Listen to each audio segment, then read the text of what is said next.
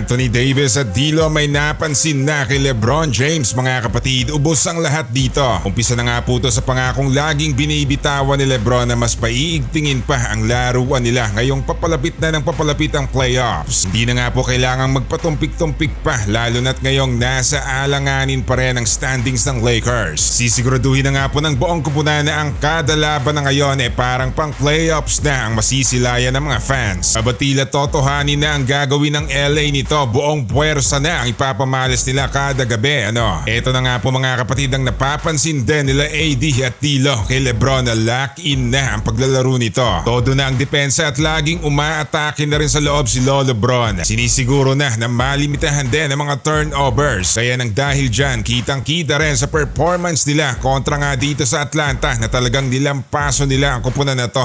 Kontroladong-kontrolado ang laban simula first quarter hanggang sa matapos ang game. Talagang pinapaikot din nila ang bola mga kapatid. Hindi sila todo asa lang din kay LeBron. 25 puntos ang nagawa ni LeBron sa gabing ito. Pero napakaraming assist din ang nagawa niya. Ganun nga din po kay D'Lo. 10 assist din ang naiambag. Kaya kitang-kita nga po na lahat sila gumagalaw. Matapos nga po nilang madali ng dalawang sunod, nabuhayan na rin sa wakas ang LA. Ang balak nga po nila kahit 7 or 8 seed sa postseason mga kapatid. Lalo silang mahihirapan yan kung hindi pa sila magseseryoso simula ngayon, di ba? Ingat na nga lamang din sa mga injury lalo na't itong si AD baka biglang madali at hindi pa makapaglaro sa playoffs. Gayunpaman halatang halata din nga po ang pagbagsak ng defense ni LeBron mga kapatid. Kung ikukumpara sa mga nakaraang season, mas bumaba nga po talaga ang depensa niya at halos kakarampot nga lamang din po ang nawala sa defense rating ng team kapag merong LeBron sa loob ng court. Isa nga lamang po ang ibig sabihin niyan at malamang sa malamang alam nga din po to ni LeBron na dito nga po sila kailangan mag-focus sa depensa. Malimit nga po silang nabubutasan kaya may tama rin ang mga sinasabi ni LeBron at AD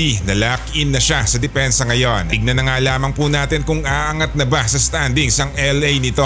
Samantala Dwight Howard balik Lakers na. Nakakaloka ang balitang to mga kapatid. Alam naman siguro ng lahat kung gaano kalaki pa rin ang pag-aasam ni Howard na makabalik sa liga ng NBA. Hindi niya nga po maitago yan kahit pa simula nung umalis siya ng Amerika para maglaro overseas. Hindi niya nga po lubos mapagtanto ang sinapit niya sa LA. Todo ang kalungkutan niya dahil biglang nag-move on na lang ang Lakers sa kanya matapos nilang makasungkit ng kampyonato. Sa isip-isip niya, nanalo naman kami ng championship pero bakit pinakawalan pa rin kami? Kahit sino naman din magtataka talaga kung bakit ganito pa rin ang ginawa ng kupunan sa inyo. Lalo pat dating all-star at defensive player of the year din itong si Howard. Kaya dapat hindi pinapakawalan ng mga ganitong klaseng manlalaro, di ba? Pero gayunpaman nangyari na nga po ang dapat mangyari. Meron nga pong lumalabas na balita ngayon na nag-sign na siya ng 10-day contract sa Lakers. At ang malupit pa nga po dyan etong si NBA insider Adrian Wojnarowski pa ang nag-tweet nito na kilalang isang legit na sources sa liga. Ang nakakalungkot nga po dyan lalo na dito sa mga solid fans ng LA hindi nga po totoo ang balitang yan. Isa pong parody na account yan sa Twitter at ginagaya lamang si Wojnarowski. Pero marami pa rin nga pong nanghihinayang sa tweet na yan mga kapatid at sana nga daw totoo na lang. Malaki rin naman talaga ang naiambag ni Howard sa purple and gold at siya nga rin po ang sinasabing pangtapat dito kay Jokic dahil yakang-yakang bantayan nga daw ni Howard ang big man ng Denver. Tignan na lang natin baka magkatotoo rin ang balitang to. Alam naman natin sa NBA lahat pwedeng biglang magbago, di ba?